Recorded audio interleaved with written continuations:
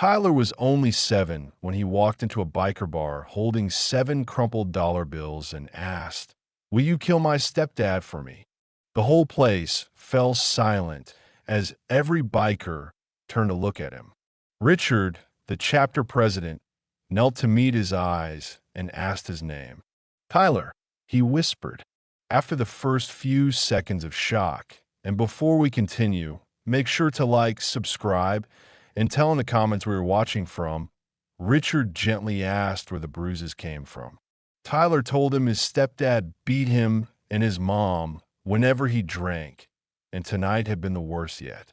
When Richard asked where the man lived, Tyler pointed him to a blue trailer at the end of Maple Road, a place every biker knew was crawling with meth dealers, gunfire, and trouble even cops avoided going alone.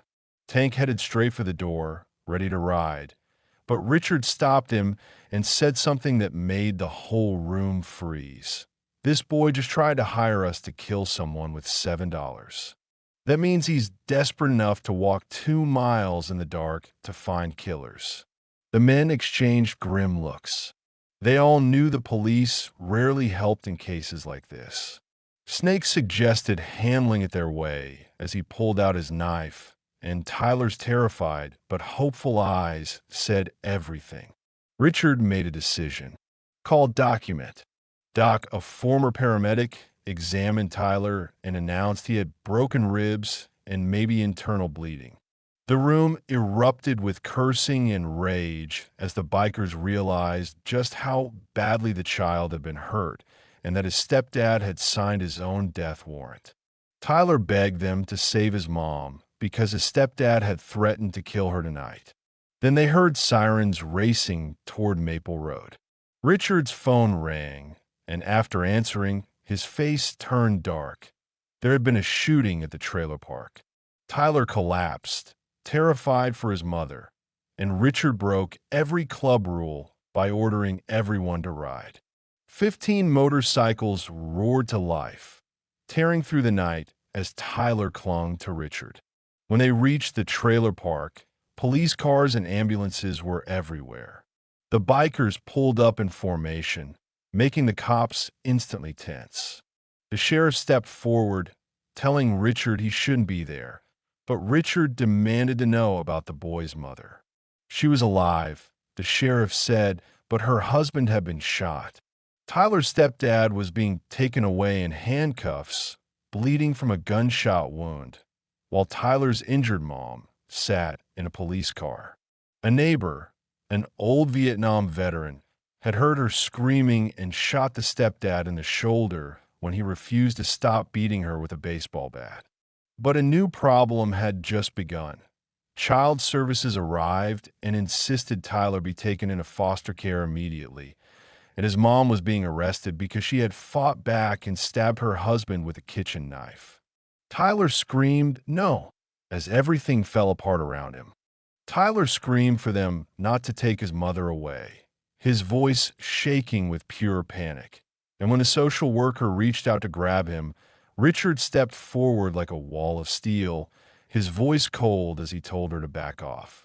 She threatened to have him arrested for interference, but Richard didn't move even an inch, and in seconds 15 bikers closed ranks around Tyler, forming a tight human shield that made the cops immediately tense.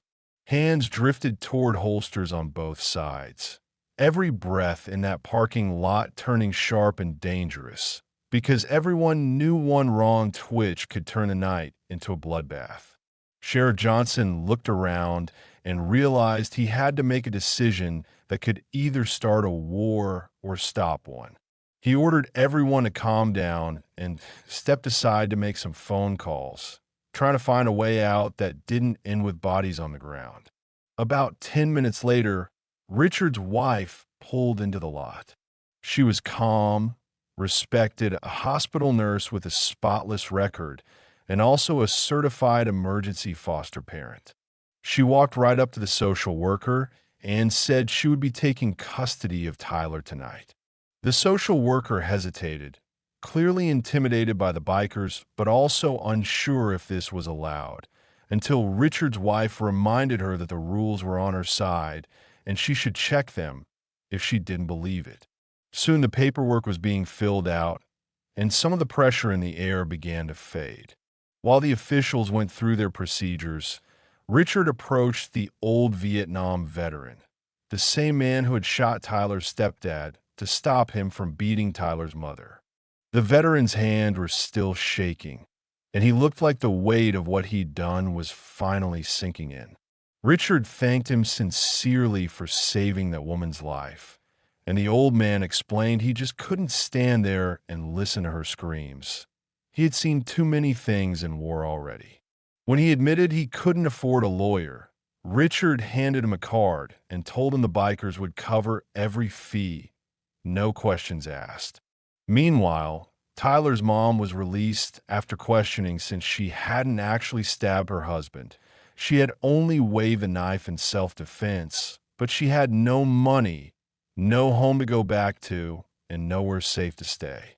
Within minutes, the bikers passed around hats and wallets and collected $500 to help her get into a motel for the night. But danger still hung in the air because Tyler's stepdad was set to be released in the morning. His wound wasn't serious, and he had already promised to come back and finish what he started. The prosecutor told them there wasn't enough evidence to hold him longer until Tyler stepped forward with something that changed everything. Quietly, he pulled an old, cracked phone from his pocket. He said his real dad had given it to him before he died and told him to record things whenever bad things happened.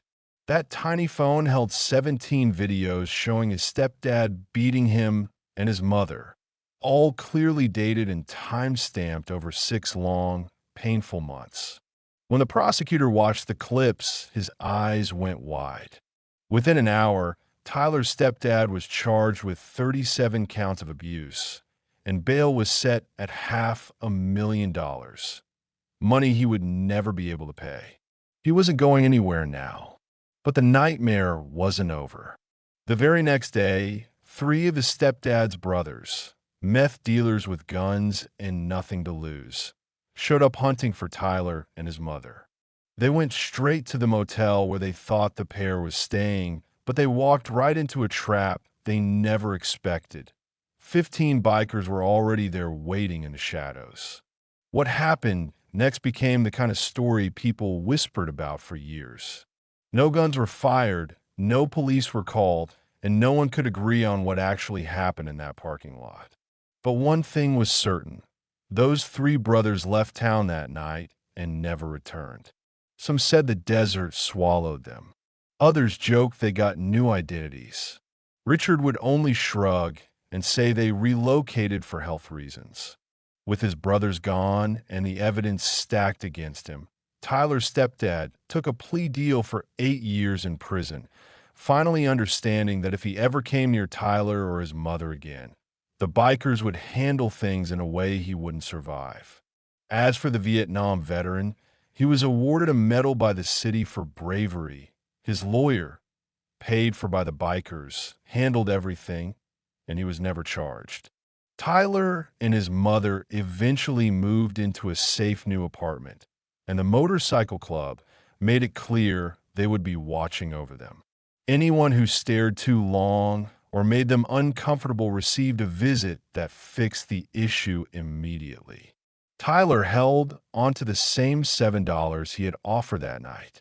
Years later, when Richard asked why he never spent it, Tyler, now an adult, said the money meant something more than its value. Those $7 had bought him the protection of men who looked terrifying to the world, but had acted like guardian angels when he needed them most.